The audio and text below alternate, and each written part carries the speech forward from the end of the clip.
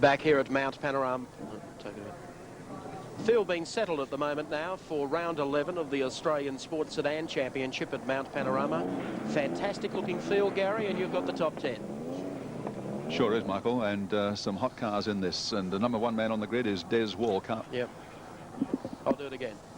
Back here at Mount Panorama, Bathurst, Sports Sedans on the track now for round 11 of the Australian Sports Sedan Championship. Gary has the top 10. Some mean machines here. On pole position, Des Walker, 48 Toyota Supra, qualified 2:15.84. Alongside him on the front row, Keith Carling in the Nissan 300 ZX. Second row, Kerry Bailey at Toyota Supra, Brian Smith, the Alfetta GTV. Position 5, Bob Tyndall in the Commodore, Bob Jolly also in a Commodore, Kevin Heffernan, Commodore VL, Tirana driven by Stephen Lichtenberger, Russell Stenhouse in 9th position, and a Tirana A9X in the top 10, rounded out by Hugh Harrison and Alpha GTV 6, and they're away. And they get away smartly. Wall, I thought, was a little slow to start on the inside as they come up to the first turn. Thundering Sports Sedans make the left-hander. All getting through there. Looks like our pole man has pulled off on the grass as he went through, and the rest of the booming V8s head up the mountain for the first time. Brian Smith, I think, led them up the mountain straight for the first time. Mike, there he is, the Alfetta GTV. Well, it's not much alpha in this thing. Chef's 6-litre V8, 600 horsepower. Coming up the outside's Keith Carling in this superb machine built by Phil Royal, the V6 twin-turbo car. He's persisted with this car. A tremendous development exercise. Hasn't had a lot of reliability as he's been developing the car, and the real battle for the championship is between these two, Kerry Bailey and Brian Smith. Field streams through now. 1 in 6 climb up through BP Cutting on the first lap of this 5-lap round 11 of the Australian Sports Sedan Championship. I tell you what, the crowd on the hill will hear this mob coming. Charge of the light brigade. These cars super lightweight. Most of them running 6-litre Chev engines. By far the easiest thing to adapt. But look at this fabulous car, Nissan 300 ZX. Keith Carling, great campaigner of quite complicated machinery. He certainly persisted with this car, and a fair bit of enthusiasm from the Nissan factory themselves. When he was building it, they gave him a chance to measure the shell of the 300 ZX before it was even released onto the market. And has it got some power? 650 horsepower with adjustable boost levels up to 900 brake horsepower, which is pretty awesome when you're trying to punch that through 10 inches of rubber on the back. And this is where the Nissan really give it its head. Conrod straight. As the thundering V8s, the Alpha leading Kerry Bailey's Toyota Supra, if you can call it that. 160 mile an hour down Conrod. Keith Carling opening up 100 metres on these two on this first lap around. Yeah, Carling appears to be doing it pretty easy. This is where the race is for second at the moment. They've cleared out from the next group by a long way. The rest of them still straggling off the mountain as they come in for the completion of the first lap. Keith Carling with that gap out to probably about 8 or 9 car lengths. Bailey making a move here on the outside. Just can't effect a pass before the end of the straight. It's been a tough battle for the Sports Sedan boys. Got their Sports Sedan Championship back a couple of years ago. Been travelling around the country. Superb machines, and the level of craftsmanship and the pride of workmanship in these cars is quite superb. As it's the big drag race up the hill now. Quite different aerodynamic shapes. The Supra with the big wedge-shaped front. They've both got massive rear wings on them, trying to hold these cars onto the ground. I bet they become a little light as they crest that hill. Here's Bailey working to the outside in the number 28 and will get the line to the turn. So he moves to second now behind Carling as they head up to BP. Pull the flaps up, the damn things would take off. Carling out to 3.2 seconds in the lead. Brian Smith may have a bit of a problem here. He's dropped back from Bailey quite substantially. Brian had a pretty fraught practice session and quite a surprising mechanical failure on Conrod Straight. Pulled the car from 4th to 5th gear and broke both the rear axles. Just a demonstration of how much power these things are putting out. Although the times are quite disappointing. Des Wall qualified with a 2:15.8, and the times even the little BMW M3s have been doing in qualifying undercut that by a few tenths. It gives you some idea of just how quick the current Group A cars are. A good point that, Mark. Longhurst is quick, of course, over the top of the mountain as well. These guys are basically feathering the throttle. They're quick in a straight line. Is Keith Carling. Well, this is the biggest straight line of them all. Yeah, I know Keith a couple of years ago actually missed out on the Sports Sedan race here last year, but he was talking about perhaps lowering the outright lap record of 2 minutes 9.7 by Neil Allen in a Formula 5000 here many years ago, and these cars haven't come anywhere near that time. So I guess they'd be a little bit disappointed with their overall lap times, but it doesn't degrade from the spectacular form of these cars. They really are a delight to watch. So you get someone like Keith Carling who comes up with the technology, puts it into this car. Look at the gap he has over Kerry Bailey. Smith is your third place driver. It's Bob Tyndall, I think. Yeah. And then after that, it's daylight. Bob Jolly. The reliable Commodore has been running for a number of years, but they are getting spaced out now. And this is where the real power advantage of the Nissan is coming into play. Not a car well suited to the tight, twisty circuits we normally find in Australia, where he suffers from quite substantial turbo lag as opposed to a normally aspirated engine. But up here, this is turbo country. Enormous amount of torque. The air's thinner at this altitude, so the turbo works better. Everything's suited to this car. And Carling's making the most of it. I noticed that yesterday when I was pedalling to the top of Mount Panorama. It is rather rarefied. Doing a good job, Keith Carling, keeping on the road, the concentration needed to point this thing in a straight line. He just eases off the throttle and gives it a jab again. Graham Smith, car number 61. It's about as aerodynamic as a telecom box. 2-litre turbo. Oh, let's have a listen to this Super. It sounded a bit flat when it was coming over McPhillamy Park that time. I think it's off a pot or two. But look at this, Bob Tyndall's really closed in on Brian Smith. Brian Smith obviously has some sort of mechanical problem here. He certainly outpaced Tyndall most of the year, and Tyndall's right on his hammer, or Des Wall, I should say. And the Bob Tyndall Commodore. You have to be careful through here. The road is a little on the narrow side. You'll try and come down the inside. It's in fact the Super, the team car to the Tyndall car, same colour scheme. And that is another wild piece of machinery, something that's been around for a long time. Originally started life as Bob Jane's Chevrolet Monza, completely reskinned as a Toyota Supra. So it just shows how many different lives these cars can lead. Brian Smith's coming back again, disputing this spot. Can't do much about Des Wall. So he closes up behind him. They exit Caltech's chase. Our race leader, Keith Carling, is already coming across the start-finishing line with 2 laps to go. Keith's opened out an enormous lead. It's more than the length of the pit straight over these two. Kerry Bailey in between this battle for 3rd and 4th. And there's Carling out in front and doing it easily. And it's a wild-looking car.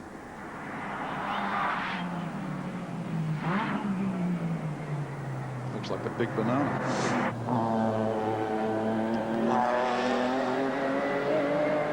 Feeds all that grunt into it, coming up the shelf.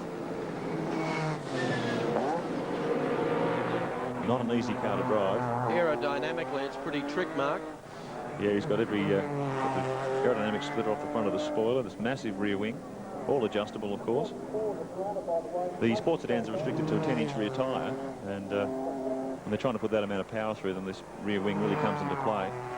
They'd be pretty twitchy without it, wouldn't they? They sure would. The crowd love him on the top of the mountain as we take our chopper cam. Keith Carling running across Skyline down towards the depot. Beautiful lines of the car. Godzilla's cousin. Carling first, Daylight second at the moment. In fact, Kerry Bailey second in the Toyota Supra. Battle going on between Des Wall, Brian Smith for 3rd place in the race.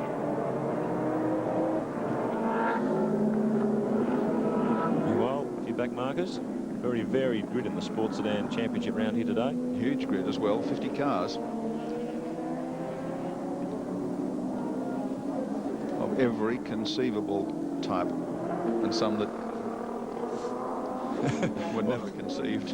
You see a Tirana. Oops, here's a lock-up. Watch this one, just ahead of the pack. He was fairly loose getting through that turn.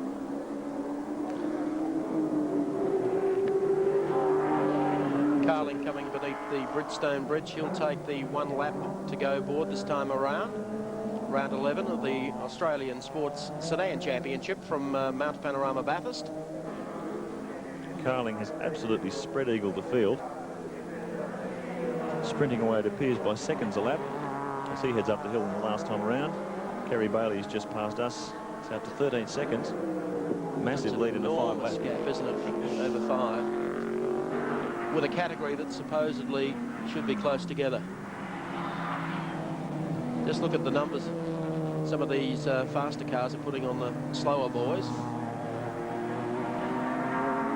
This will do Kerry Bailey's championship position no harm at all. He's fought off his main adversary, Brian Smith, who seems to have some sort of mechanical drama. So if Kerry hangs in second place, this round 11 of the national title, certainly give him a healthy position as the championship progresses. Just gingerly feeding in the power. And it's gone off the song. Yeah. Big way. Oh, there's one in the wall up there, too. There might have been a yellow flag waving, a car stuck in the concrete. How'd you like to be Keith Carling dealing with all this? He manages to split a couple of those cars. Gets clear again. Looks great, doesn't it? Coming out over Skyline. Down through the dipper. Probably scraping everything. Yeah, through there.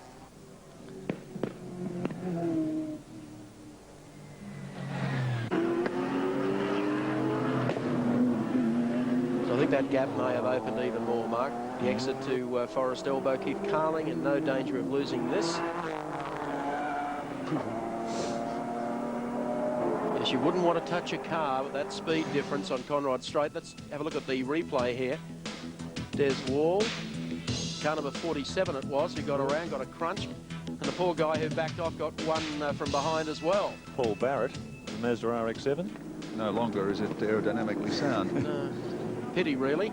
Keith Carling's got all the time in the world. Pick through these slower traffic. You know what? I think Keith Carling will be glad when this is over. Yes, it's an obstacle race for him now, isn't it? But it's almost over as he comes down to take the final left-hander. Murray's Corner lights it up for the checkered flag to win round 11 of the Australian Sports Sedan Championship held here at Mount Panorama. You'll find that Kerry Bailey is going to come in a comfortable second, but some distance behind the winner.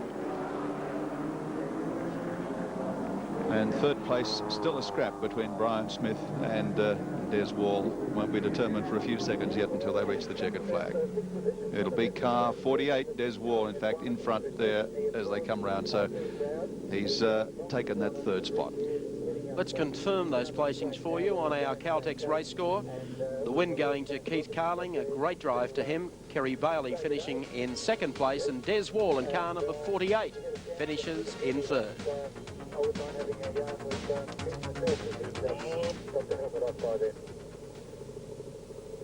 just very quickly, Bernie, Keith Carling's going to be a busy man this weekend. He's also joining John Burke in the red Supra at car number 29 in the Phillies 1000 on Sunday. So a very busy man indeed. I must also point out that that has now changed the complexion of the championship.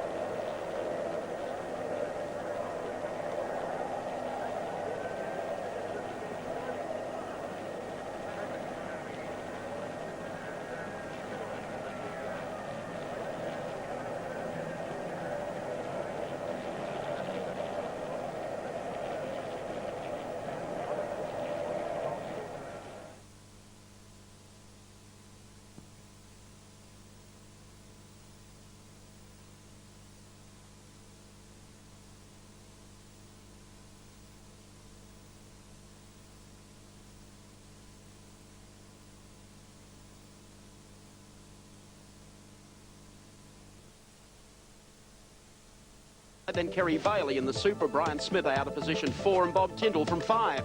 From position number 6, it's Bob Jolly. From 7, it's Heffernan. Lichtenberger starts out of 8. 9 is Stenhouse, and Hugh Harrison rounds out the 10. This is the final round of the Australian Sports Sedan Championship. To call the action with me, Mark Osler. Wall is off the line, and we're away to a good start. One car stalled on the back of the grid. They managed to get it going toward the end, but great jump from Brian Smith. Oh, they've had contact there. Mazda RX-7. Oh, they're all going everywhere. Fiat's. I think that was Michael West, wasn't it? 47. They got around in the first corner. They've all managed to get through there. Plenty of debris everywhere, but the race is continuing. They've managed to gather it up. Meanwhile, at the sharp end of the field, Brian Smith leads them up the shelf for the first time. Keith Carling in the twin-turbo V6. 300 ZX Nesson. Let's have a look at what happened on that first corner.